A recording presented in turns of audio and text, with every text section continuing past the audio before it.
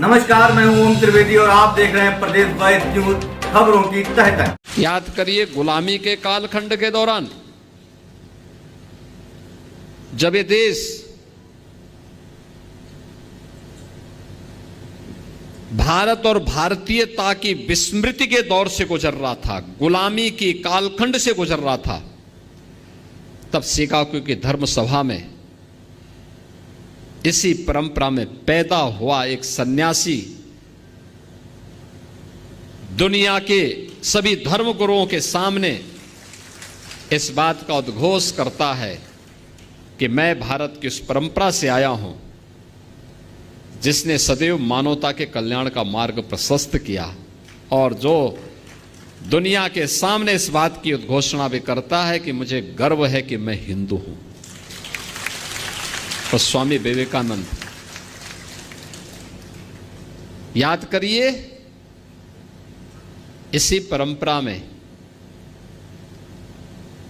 तुम मुझे खून दो मैं तुम्हें आजादी दूंगा का उद्घोष करने वाले नेताजी सुभाष चंद्र बोस पैदा हुए।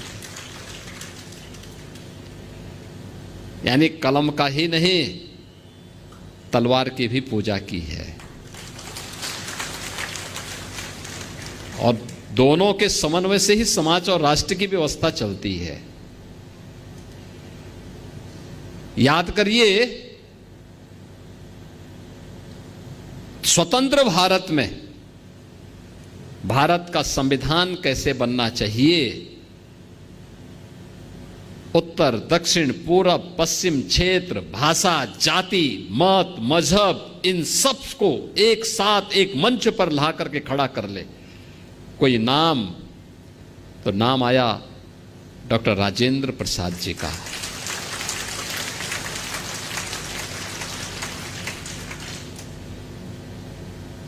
डॉक्टर राजेंद्र प्रसाद जी का। स्वतंत्र भारत में बार बार दुश्मनों के द्वारा किए जा रहे हमलों का जवाब देने के लिए कैसा प्रधानमंत्री चाहिए, तो लाल बहादुर शास्त्री ने 1965 में पाकिस्तान को नाकों चने चबवा करके स्वतंत्र भारत में पाकिस्तान को उसकी औकात दिखाने का काम भी किया था।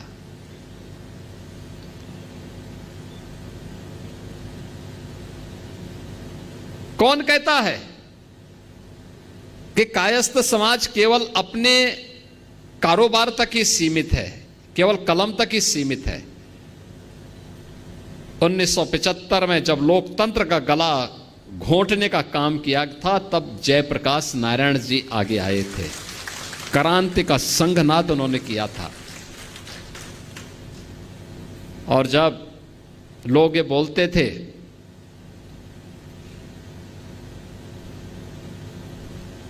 कि अयोध्या में राम मंदिर कभी नहीं बन पाएगा, तो महर्षि महेश योगी जी ने हॉलैंड में राम के नाम पर सिक्का चालू कर दिया था।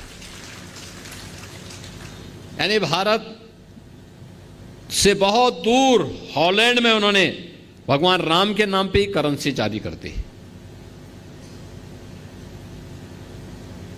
यानी एक ऐसी परंपरा, अगर आप हिंदी साहित्य में जाएंगे, उपन्यास की एक विशिष्ट शैली जो भारत की उस समय की ग्रामीण पृष्ठभूमि को प्रस्तुत करता है। मुंशी प्रेमचंद इसी गोरखपुर की धरती पर उन्होंने अपना उपन्यास यहां रचने का काम किया था।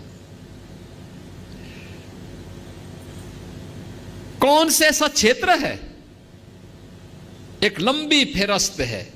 मैं जब अंदर इंटर कर रहा था तो मैं देख रहा था उन सभी महापुरुषों के चित्र लगे हुए थे, और मैं तो चित्रगुप्त महासभा से कहूंगा उन सभी महापुरुषों के चित्र चित्रगुप्त मंदिर में लगने चाहिए, लगाए जाने चाहिए। उनके इतिहास के बारे में वर्तमान पीढ़ी को बताया जाना चाहिए। याद रखना अपने महापुरुषों के गौरव से ही वर्तमान पीढ़ी प्रेरणा लेती है और आगे बढ़ने का रास्ता अपना प्रशस्त करती है।